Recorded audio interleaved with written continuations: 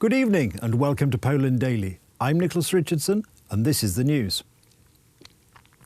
At a hearing today in the Polish Parliament, representatives of Poland's opposition parties voiced their concern that the plans for Polish energy giant PKN Orlen, of which the Polish state is the largest single shareholder, to purchase local media group Polska Press from Germany's Verlagsgruppe.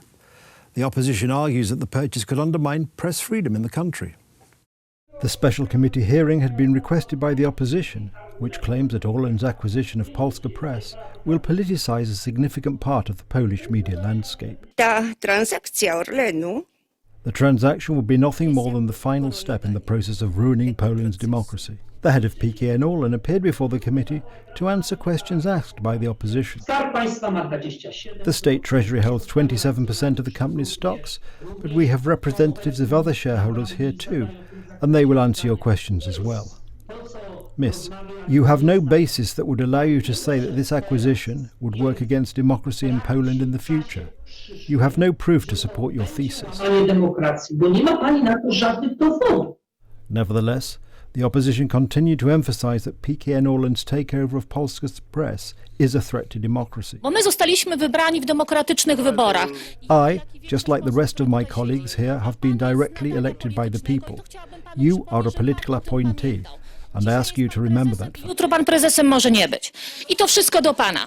The Deputy Minister of Culture, Jarosław Sellin, stated that Poland is not doing anything not done by other European states. Obserwując sytuację w Europie, można powiedzieć tak. If we look at the situation in the rest of Europe, we can clearly state that no other large EU member state would allow foreign entities to own large market shares in the printed media, online media and the printed press. Nastąpiła sytuacja, w której dominuje jakikolwiek kapitał zagraniczny.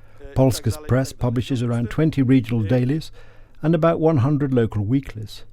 It also has access to the 17 million online users who visit its websites every month. A government minister has warned that Poland's coronavirus restrictions could be extended by 10 to 14 days. The current restrictions, in force from 28th December last year until 17th of January, severely restrict the operation of shopping centres, hotels and other leisure facilities. Olga Semyonuk, a Deputy Development Minister, told TOK FM radio that the unfreezing of the economy will be strongly linked to the national vaccination programme, but that a prolongation of restrictions to protect the health and lives of Poles and to ease some of the burden on the health service was the most likely outcome.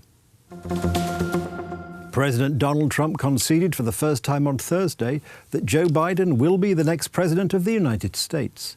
This came a day after his supporters stormed the US Capitol in Washington while Congress was certifying Biden's victory. Having claimed as recently as Thursday morning that the election had been stolen from him, Trump said that, "Serving as your president has been the honour of my lifetime." He also condemned Wednesday's violence, saying rioters had defiled the seat of American democracy, and said his focus would now turn to ensuring a smooth transition. Trump's remarks came after leading Democrats called for his removal from office following Wednesday's assault, which he had done little to condemn at the time. I would like to begin by addressing the heinous attack on the United States Capitol. Like all Americans, I am outraged by the violence, lawlessness, and mayhem. I immediately deployed the National Guard and federal law enforcement to secure the building and expel the intruders. America is and must always be a nation of law and order. The demonstrators who infiltrated the Capitol have defiled the seat of American democracy. To those who engaged in the acts of violence and destruction, you do not represent our country.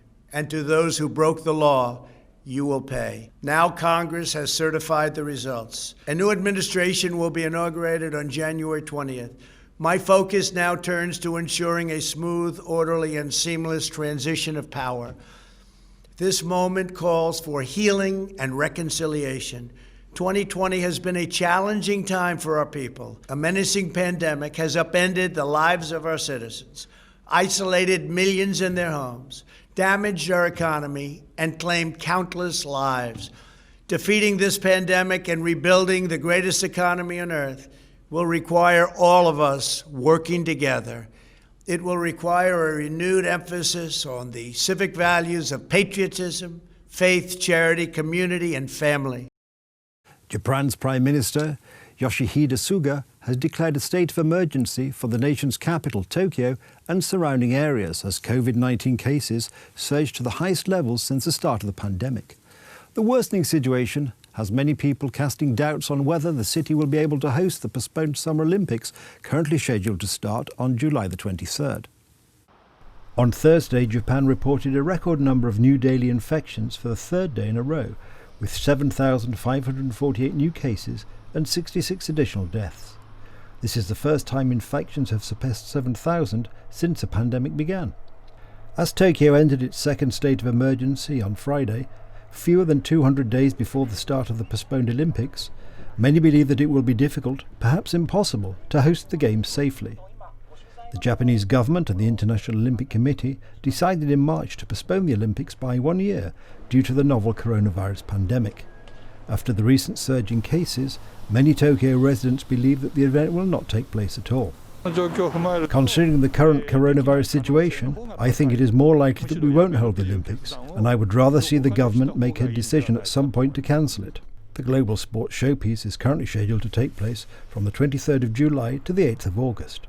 However, a December poll by public broadcaster NHK showed that a third of Japanese residents want the Games to be scrapped, amid fears that an influx of foreign arrivals may cause a further spike in COVID-19 cases. Personally, I think it's a bit hard to hold the Olympics. It seems the government is trying to hold it, but the coronavirus infections haven't been contained and the situation around the world is getting worse. So even if Japan manages to get the infection numbers down, people from the world still can't come. Also, I think it's better not to hold it when the infection is spreading during this difficult time. The 121-day torch relay is scheduled to begin in Fukushima on the 25th of March.